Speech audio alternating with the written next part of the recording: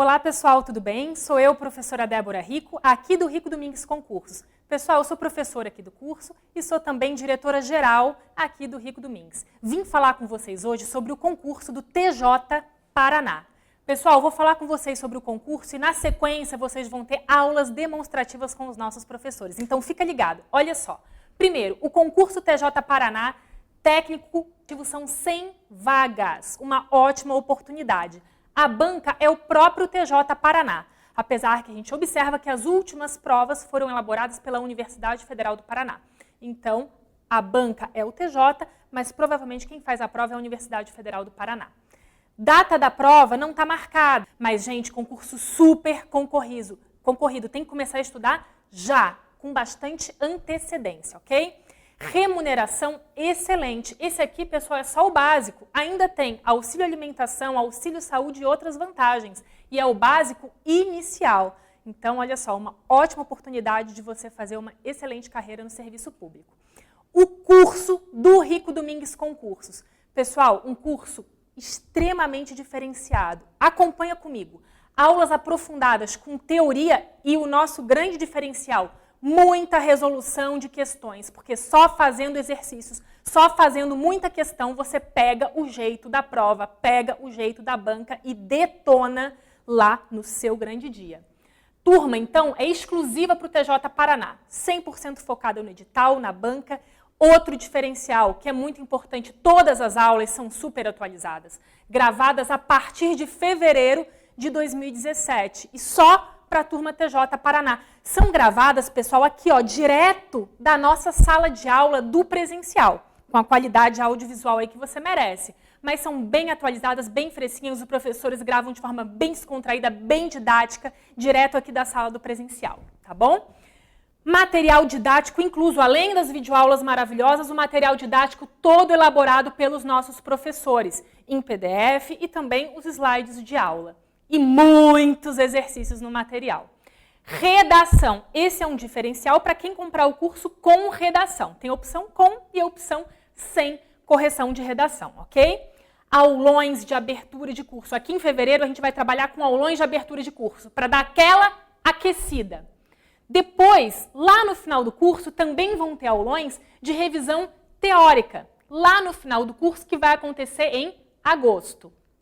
E aulão na véspera da prova, que está marcada para o último trimestre do ano. Como a prova está marcada para o último trimestre do ano, sem data, esse nosso curso vai até o final do segundo trimestre, ok? Pessoal, são 204 horas aula, com simulados.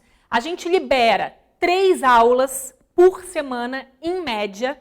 Então, toda semana você vai estar recebendo muitas aulas fresquinhas aí na sua casa, gravadas direto da aula do presencial. A gente grava, 3 dias depois já está disponível para você. Equipe de professores exclusiva do Rico Domingues e planejamento pedagógico com tradição de sucesso. Rico Domingues Concursos é líder absoluto em Santa Catarina. Olha só um exemplo do nosso TJ 2015. 5 entre os 10 primeiros para analista.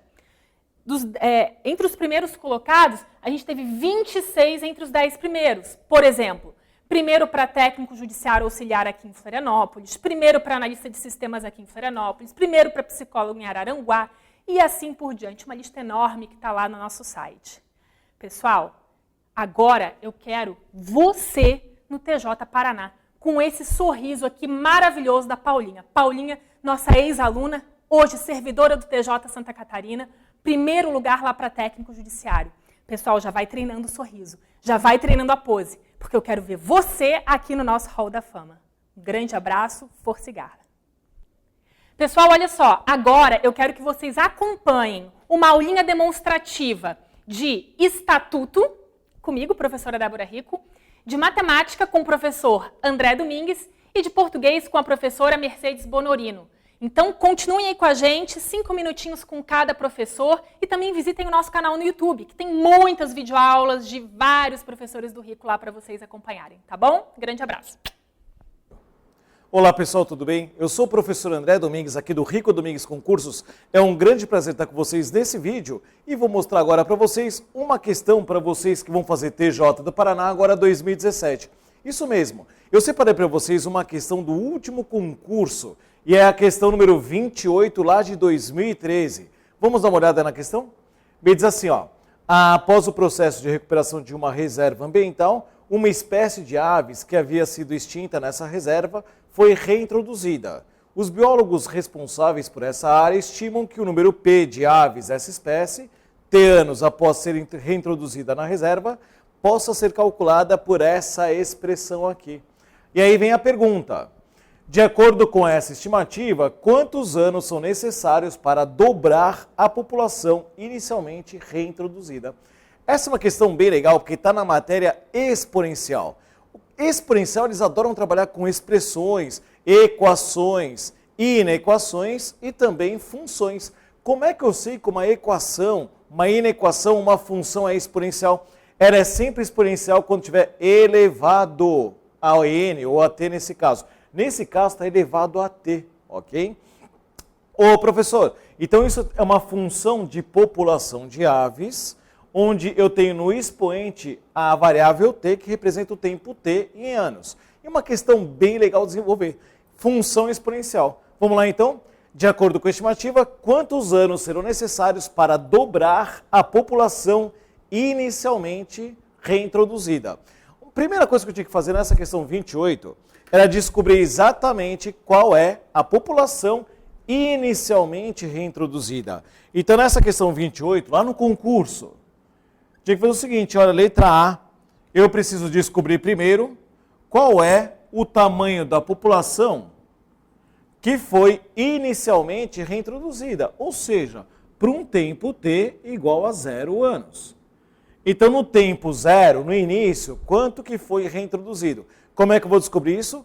Calculo a população para um tempo igual a 0 e a expressão ficaria 300 dividido por 7 somado com 8, que multiplica 0,5 elevado tudo isso a 0. E agora, continuam as contas. Qualquer número elevado a 0 é sempre 1. Então a conta ficaria assim, ó, a população inicialmente introduzida foi 300 dividido por 7 mais 8 vezes 1. 8 vezes 1 é 8, somado com 7 vai dar 15. Então vai ficar 300 dividido por 15, P0 vai ser igual a 20. O que é 20? É o número de aves exatamente introduzida no início, que eu precisava desse valor. Por quê? Porque a pergunta agora, ele quer saber quantos anos, ou seja, quem é o tempo, quando a população dobrar. Isso é muito legal. Por quê? Porque agora vem a parte B da questão. Na parte B da questão, a pergunta agora é o tempo. Qual seria o tempo para que a população dobre? Ou seja, de 20 passa para 40. Então, quem seria o tempo para P igual a 40? Como é que eu desenvolvo isso? No lugar da população P, coloca 40. Então, 40 seria igual a 300 dividido por 7, somado com 8 vezes 0,5 elevado a t. E agora eu vou descobrir exatamente quem é esse tempo t. Como é que eu desenvolvo agora? Multiplica isso em cruz. Multiplicando em cruz, ficaria assim, ó, 7 somado com 8, que multiplica 0,5 elevado a t, vai ser igual a 300. Já vou aproveitar e dividir por 40, que o 40 passa dividindo. Simplifico os zeros aqui, pega 30 e divida por 4. Quando eu pegar 30 dividido por 4, vou encontrar exatamente 7,5. E agora, para resolver uma equação exponencial, eu tenho que igualar essas bases, mas para isso eu preciso isolar o expoente. Então vou mandar esse 7 para lá com que sinal? Negativo. Então vai sobrar 8, que multiplica 0,5 elevado a t, é 7,5 menos 7, ou seja, 0,5. Repare agora que as bases estão ficando bem parecidas, mas primeiro tem esse 8, aqui elevado a t, né? Tem esse 8, passa dividindo. Vamos fazer o seguinte, 0,5 na fração ficaria 1/2 elevado a t é igual a 1/2 dividido por 8. Divisão, a gente mantém a base e inverte, isso vai ficar 1/2 elevado a t é igual a 1 sobre 16. E agora, dá para igualar a base? Lógico que dá. Se eu igualar a base, vai ficar 1/2 elevado a t é igual a 1 meio elevado a 4, que é 1 sobre 16. Como as bases são iguais, é uma igualdade, a gente literalmente corta as bases e vai encontrar o tempo t igual a 4 anos. Ok? E aí vai no gabarito nesse caso e marcava a letra B de Brasil, que está aqui. Ó. Fechado mesmo? É uma questão de equação, era a função exponencial. E resolveu muita equação exponencial. Então tinha que descobrir isso para tempo igual a zero, primeiro para descobrir a população do início, e depois a população tinha que dobrar. Se a população no início era 20, dobrou, vai para 40. Para descobrir o tempo agora, no lugar de P, coloquei 40. E fui atrás do P. Do tempo. Agora, reparem, tá? Na parte final, mantém 1 meio, multiplica pelo inverso de 8, que é 1 sobre 8, vai ficar 1 sobre 2 vezes 1 oitavo, vai dar 1 sobre 16. Fatorando 16 é 2 elevado a 4. Então ficava 1 meio elevado a t igual a 1 meio elevado a 4. Cortam-se as bases, já que é uma igualdade, as bases são iguais, o tempo vai ser exatamente 4 anos. Viram questão legal? Exponencial sempre uma matéria forte. Eles colocaram exponencial e logaritmo na prova de vocês. Na última prova caiu tanto exponencial, uma questão contextualizada muito bem feita, quanto uma questão de logaritmo também, que eu vou deixar para comentar com vocês em sala de aula, ok? Aqui eu queria deixar bem claro e já avisando uma coisa, hein? Cuidado com as equações, igualdade, e cuidado com as inequações, desigualdade. Por quê? Na exponencial, quando a base é menor que 1, que é esse caso, né? 1 meio é 0,5. Quando tiver uma inequação e a gente cortar as bases, a gente inverte a desigualdade. Porque uma função exponencial, ela decresce quando a base está entre 0 e 1, ok? Vale a pena cuidar dessa dica e de todas as demais informações. Então deixo vocês aqui com um grande abraço e até nosso próximo encontro em sala de aula. É isso aí, TJ 2017, rumo à aprovação. Olá pessoal, tudo bom? Eu sou a professora Mercedes Bonorino, aqui do curso Rico Domingues, e nós estamos nos preparando para o curso do TJ Paraná. Que tal você e eu darmos uma olhadinha como funciona a prova do TJ Paraná? Então, assim, a título de aquecimento, eu escolhi uma questão para nós fazermos agora, tá ok? A prova do TJ Paraná é feita pelo próprio TJ, né, banca própria, que eles escolhem. Observando os concursos anteriores, percebemos que é uma banca bastante interpretativa, mas também há questões de português, de gramática, e eu escolhi exatamente uma questão desse tipo para fazermos. Vamos lá, vem comigo para você dar uma olhadinha em como será o nosso curso.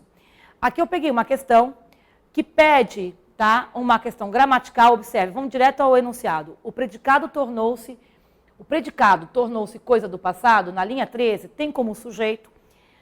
Para poder responder essa questão, nós precisamos ler o trecho, pelo menos o parágrafo, para compreendermos. O que eu disse, banca interpretativa, não é simplesmente decorar regras de português, mas aplicá-las a um contexto.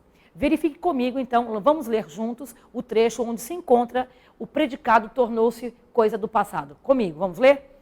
Em poucos anos, o drama, que é justamente o que faz eternamente entre o dito e o não dito, o que fica encerrado dentro de cada qual, sem ruído ou palavra, ou o que se transforma em silêncio ou suspiro reprimido, tornou-se coisa do passado. E as pessoas ficaram muito amargas e tristes, porque não havia mais a distinção entre o manifesto e o oculto, de modo que a comédia e o riso ficassem escassos. Então, note que tornou-se coisa do passado, tá? É um predicado, já está sendo dito no enunciado, eles querem saber onde está esse sujeito. Esse sujeito está no texto. Tá? Há entre o sujeito e o predicado informações intercaladas, intercalando, ou no meio do caminho entre esse sujeito e o predicado. O sujeito, lendo, você pode perceber que é o drama tornou-se coisa do passado. O drama tornou-se coisa do passado. Aqui no meio do caminho, o drama, que é justamente o que há eternamente entre o dito e o não dito, o que fica encerrado dentro de cada qual, ou a palavra, ou o que... Então, essas informações são verdadeiras orações subordinadas, né? Estão intervindo na relação direta da frase, digamos, do período, né? Período composto, a oração principal, que é o drama tornou-se coisa do passado. Portanto, o referente, o sujeito a qual se liga esse predicado, só pode ser percebido pelo contexto. Portanto, o sujeito é a palavra ou expressão o drama. o dito e o não dito, ruído ou palavra, suspiro reprimido, são expressões que estão dentro das orações subordinadas que estão intercalando. Note a importância da pontuação também para te auxiliar nessa construção do raciocínio, tá ok? Essas orações estão, inclusive, com ponto e vírgula, mostrando que é uma enumeração do que é dito sobre a palavra drama. Drama, além de ser sujeito do predicado da oração, que está aqui colocado em destaque, é também o tópico frasal. Está se falando do drama. Portanto, pessoal, alternativa A. E note, então, que a prova do TJ Paraná é uma prova que mescla, de maneira muito inteligente, a interpretação e a gramática. E eu aguardo vocês para o nosso curso, tá? Tchau, tchau. Até. Oi, pessoal, tudo bem? Sou eu, professora Débora Rico aqui de novo, do Rico Domingues Concursos. Vamos falar um pouquinho sobre a lei estadual que trata do Estatuto dos Funcionários do Poder Judiciário do Estado do Paraná. Matéria importante aí para o concurso de técnico do TJ do Paraná. Pessoal, olha só, primeira coisa importante, diferente de outros estados, eu tenho um Estatuto dos Funcionários do Poder Judiciário. Não confunde. Tem o Estatuto também dos Funcionários do Poder Executivo. Não vai estudar pelo errado. É especificamente o dos funcionários do Poder Judiciário. Então, esse é o principal, é o primeiro diferencial que a gente tem que destacar aqui dessa lei, ok? Eu vou falar com vocês hoje, aqui brevemente, sobre o tópico da estabilidade. E já vamos resolver uma questãozinha sobre isso, que caiu no último concurso do TJ Paraná. Pessoal, o interessante dessa lei, voltando um pouquinho nela, é que ela já é de 2008. Então, ela está atualizada conforme a nossa Constituição Federal, diferente de outros estatutos. Então, é uma coisa boa que facilita o nosso estudo. Olha lá o que diz o artigo 24 aqui da nossa lei. O funcionário habilitado em concurso público e empossado em cargo de provimento efetivo adquire estabilidade no serviço público ao completar 3 anos de efetivo exercício. Veja, estabilidade após 3 anos de serviço público. Uma coisa bem importante, pegadinha famosa em prova. Pessoal, o funcionário público, qualquer funcionário público adquire a estabilidade? Não. Eu só posso adquirir a estabilidade se eu for estatutário, regido por estatuto, se eu não for seletista e se eu for efetivo, concursado. O comissionado também é funcionário público. O comissionado também a gente pode considerar que temos comissionados regidos por estatuto, mas o comissionado nunca adquire a tal da estabilidade. Na hora da prova, ó, 2 olhos atentos, hein?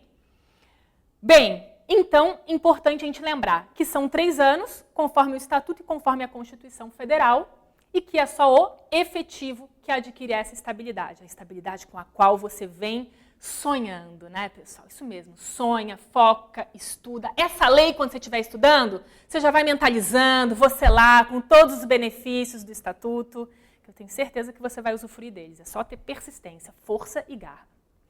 Artigo 25 diz, o funcionário estável só perde o cargo em virtude de... Opa, Débora, mesmo sendo estável, eu posso perder o cargo?